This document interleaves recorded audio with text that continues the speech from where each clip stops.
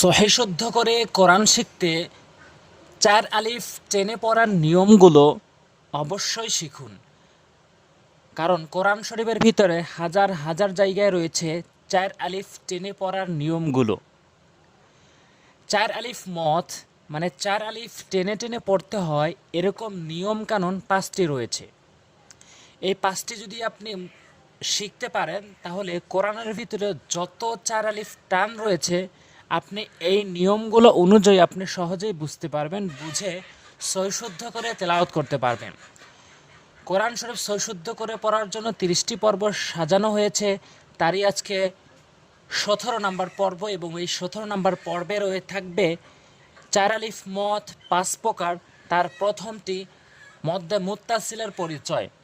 মদ্দে মুত্তাসিলের পরিচয় আমরা এই নিয়মটি শিখে কিভাবে কোরআনের ভিতরে প্রয়োগ করে ৪ আলিফ টেনে পড়তে হয় এই বিষয়টি আমি স্পষ্ট করে বলবো। অবশ্যই শুরু থেকে শেষ পর্যন্ত দেখতে থাকুন আর ভিডিওতে একটি লাইক দিন আর সাবস্ক্রাইব করুন পরবর্তী ভিডিও পাওয়ার জন্য। দেখুন এই মোটা চিহ্ন, এখানে মোটা চিহ্ন রয়েছে, এখানে মোটা চিহ্ন রয়েছে, এখানে মোটা চিহ্ন রয়েছে। এই মোটা চিহ্নগুলো প্রথমত এই মোটা চিহ্নগুলো কার উপরে হবে এবং কতটুকু টেনে পড়তে হবে ভালো করে বুঝবেন। এই মোটা চিহ্নগুলো কার উপরে হবে? মোটা চিহ্নগুলো হবে হচ্ছে মদের হরফ অথবা মদের হরকতের উপরে। আমরা সাধারণত মদের হরকত আর মদের হরফ জানি। মদের হরফ হচ্ছে জবরের বাম পাশে খালি আলিফ হওয়া, এর উপরে মোটা চিহ্নটি হবে, অথবা জেরের বাম পাশে জজমালা ইয়া এখানে দেখতে পাচ্ছেন, অথবা এর উপরে মোটা চিহ্ন হবে, অথবা পেশের বাম পাশে জজমালা ওয়াও এর উপরে মোটা চিহ্ন হবে। আর যদি মদের হরকত ধরি তাহলে খারা জেরের উপরে মোটা চিহ্ন হবে, খারা জেরের উপরে মোটা চিহ্ন হবে এবং উল্টো পেশের উপরে মোটা চিহ্ন হবে। হ্যাঁ, সহজ করে নিয়মটি বলি, ভালো করে বুঝবেন। মদের হরকত অথবা মদের হরফ অথবা মদের হরকত, মদের হরফ অথবা মদের হরকতের উপরে মোটা চিহ্ন, বামে গোল হামজা নির্দিষ্ট করে বলছে কেন? আলিফকে হামজা বলা হয়, সেজন্য গোল হামজা হিসাবে এটিকে বোঝানো হয়েছে। তাহলে মদের হরকত আর মদের হরফের উপরে মোটা চিহ্ন থাকবে এবং বামে গোল হামজা হবে। ৪ আলিফ করে টেনে পড়ব। আমরা কাকে টেনে পড়ব? যেই হরফের উপরে মোটা চিহ্ন হবে। সহজ করে বুঝতে গেলে যেই হরফের উপরে মোটা চিহ্ন হবে সেই হরফকেই আমরা ৪ আলিফ করে টেনে পড়ব। আর এটি তো আমরা অবশ্যই বুঝলাম যে মোটা চিহ্নটি হবে মদের হরকত আর মদের হরফের উপরে। এভাবে আমরা টেনে পড়ব। জিম আলিফ জবর যা,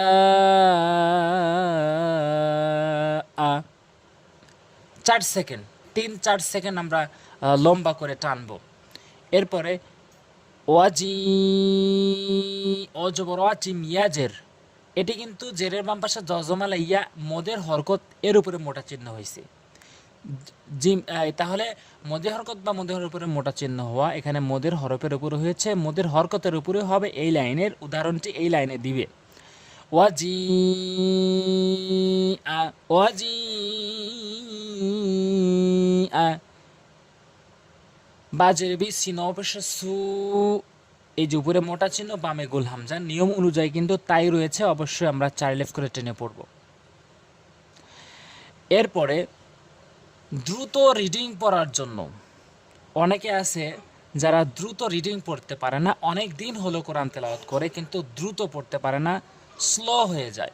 যখন দ্রুত পড়তে যায় তখন একটা টান হয় আর একটি দ্রুত তাড়াতাড়ি হয়ে যায়। সেজন্য আমি বলবো যে অবশ্যই আপনি একটি শব্দ বানান করবেন, ৫ বার উচ্চারণ করবেন, তাহলে শব্দটি আপনার কমন হয়ে যাবে। এই ভিডিও এরকম কথা প্রত্যেক ভিডিওতেই বলে থাকি যাতে করে এই নিয়মটি আপনারা ফলো করতে সুবিধা হয়, মনে থাকে। এবং পরের শব্দ বানান করবেন এবং তারপরে ৫ বার উচ্চারণ করবেন, ৫-৬ বার উচ্চারণ করবেন যাতে করে শব্দটি কমন হয়। এভাবে ১টি ২টি ৩টি ৫টি ১০টি ১০০-১৫০ শব্দ যদি আপনি এভাবে কমন করতে পারেন তাহলে আপনি খুব সহজেই দ্রুত কোরআন শরীফ রিডিং পড়তে পারবেন। তো আজ এ পর্যন্তই। পরবর্তী ভিডিও পাওয়ার জন্য, পরবর্তী নিয়মকানুনগুলো শেখার জন্য অবশ্যই সাবস্ক্রাইব করে রাখবেন যাতে করে পরবর্তী ভিডিওগুলো দেখতে পারেন। আজ এ পর্যন্তই। আসসালামু আলাইকুম ওয়া রাহমাতুল্লাহ।